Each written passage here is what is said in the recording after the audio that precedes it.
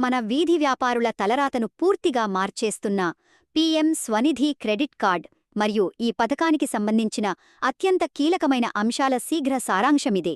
Covid lockdown దెబ్బకు కుదేలైన చిరు వ్యాపారుల బతుకుబండిని మళ్లీ గాడిన పెట్టి వాళ్ళకి సులభంగా లోన్లిచ్చేందుకు తెచ్చిన ఈ పథకం ఇప్పుడు ఎందుకు అంత పెద్ద గేమ్ చేంజర్గా మారిందో మనమిప్పుడు చూద్దాం.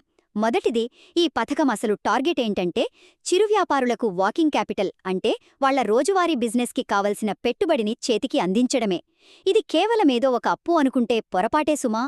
కోవిడ్ తర్వాత వాళ్ల వ్యాపారాలను మళ్లీ నిలబెట్టే ఒక గట్టి ఆర్థిక వారధిలా దీన్ని మనం ఖచ్చితంగా చూడాలి. ఇక రెండవది, ఈ పెట్టుబడిని మరింత ఈజీగా ఇచ్చేందుకు తాజాగా 30,000 రూపాయల లిమిట్తో ఒక రూపే క్రెడిట్ కార్డును కూడా తీసుకొచ్చారు. అయితే ఆగండి, ఇది అందరికీ ఊరికే రాదు. పాత అప్పులు కరెక్ట్ టైంకి కట్టిన వాళ్లకి మాత్రమే ఇస్తారు. ఎందుకింత కఠినంగా అని మీకు అనిపించొచ్చు, కానీ ఇలా చేయడం వల్ల వాళ్లలో ఒక పక్కా రుణ క్రమశిక్షణ వస్తుందన్నమాట. పైగా ఇందులోని రివాల్వింగ్ క్రెడిట్ సౌకర్యం వల్ల వాళ్లు డబ్బు వాడుకుని కట్టేసి మళ్లీ వెంటనే డ్రా చేసుకోవచ్చు.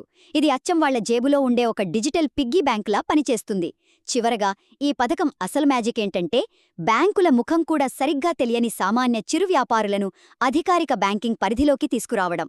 వడ్డీ సబ్సిడీలు, సూపర్ క్యాష్ బ్యాక్ లాంటి లాభాలతో ఇది వాళ్ల ఆర్థిక పునాదులను మరింత స్ట్రాంగ్గా మారుస్తోంది. ఒక్క మాటలో చెప్పాలంటే పీఎం స్వనిధి పథకం కేవలం అప్పులిచ్చి చేతులు దులుపుకోకుండా వీధి వ్యాపారులలో ఆర్థిక క్రమశిక్షణను పెంచుతూ వాళ్లను నిజమైన ఆత్మనిర్భర్ లేదా స్వయం సమృద్ధి సాధించిన సూక్ష్మ పారిశ్రామికవేత్తలుగా తీర్చిదిద్దుతోంది.